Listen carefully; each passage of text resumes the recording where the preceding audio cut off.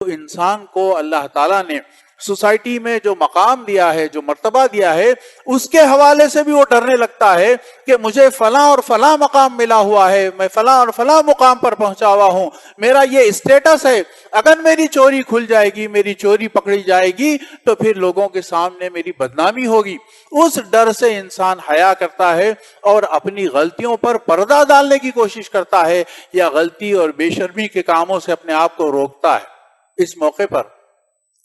مجھے اپنے آپ سے اور ہم سب کو اپنے آپ سے سوال کرنا چاہیے کہ تمام انسانوں سے تو ہم ڈرتے ہیں، لیکن اللہ رب العالمین سے حیا کیوں نہ کی جائے، جبکہ وہ علیم بذات الصدور ہے۔ سینوں کے اندر جو کچھ انسان چھپا رکھا ہے اللہ رب العالمین اسے جانتا ہے۔ الم یعلم ان اللہ یرا، کہ یہ بات کیا نہیں جانتا انسان کہ الم یعلم بان اللہ یرا، کہ اللہ تعالی ہر چیز کو جاننے والا ہے، ہر چیز کی وہ نگرانی کر رہا ہے اور اللہ تعالی دیکھ رہا ہے۔ قرآن مجید یہ پہلو بھی ہمارے سامنے رکھتا ہے کہ وَلَقَدْ خَلَقْنَا الْإِنسَانَ وَنَعْلَمُ مَا تُوَسْوِسُ بِهِ نَفْسُهُ وَنَحْنُ أَقْرَبُ إِلَيْهِ مِنْ حَبْلِ الْوَرِيدِ، کہ اللہ رب العالمین انسان کی شہ رگ سے زیادہ قریب ہے، اور انسان کے ذہن میں، اس کے دل کے اندر جو اٹھنے والے خیالات ہیں اس کو بھی اللہ تعالیٰ جانتا ہے، اس کی آنکھوں کی جو چوری ہے اس کو بھی اللہ تعالیٰ جانتا ہے۔ یعلم خائنۃ الاعین وما تخفی الصدور،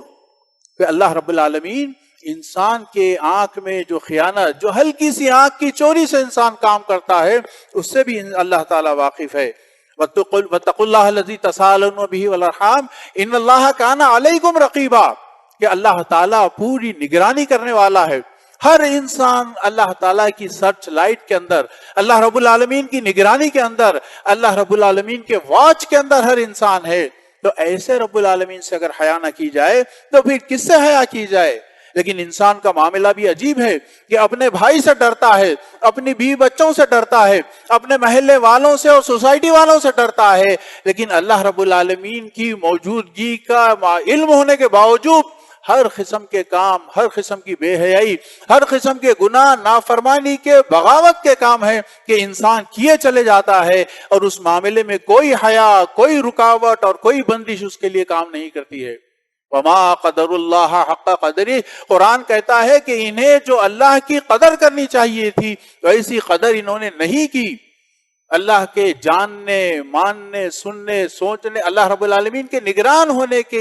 علم ہونے کے باوجود انہوں نے اللہ رب العالمین کو وہ مقام نہیں دیا، اللہ رب العالمین کا اتنا لحاظ اور اتنا پاس نہیں کیا جتنا اپنے رشتہ داروں کا اور اپنے دوست احباب کا، اپنی سوسائٹی والوں کا انہوں نے کیا تھا۔ تو یہ اللہ رب العالمین کا مقام اور مرتبہ،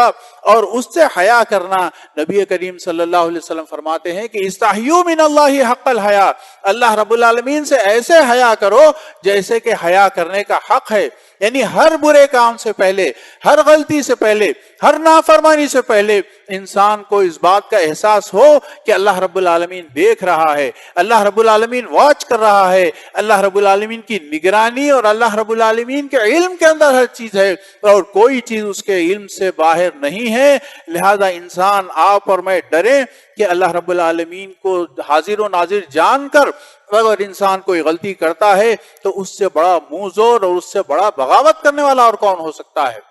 محترم سامعین، یہ میسج اللہ کے نبی صلی اللہ علیہ وسلم دیتے ہیں کہ استحیوا من اللہ حق الحیا، اللہ رب العالمین کے مقام، اس کے مرتبے، اس کی نگرانی سے جب انسان صحیح طور پر واقف ہو جائے تو پھر کوئی برا کام، کوئی بے حیائی کا کام، کوئی نافرمانی کا کام انسان نہیں کر سکتا۔ استحیوا من اللہ حق الحیا، ایسے حیا کرو جیسے کہ حیا کرنے کا حق ہے۔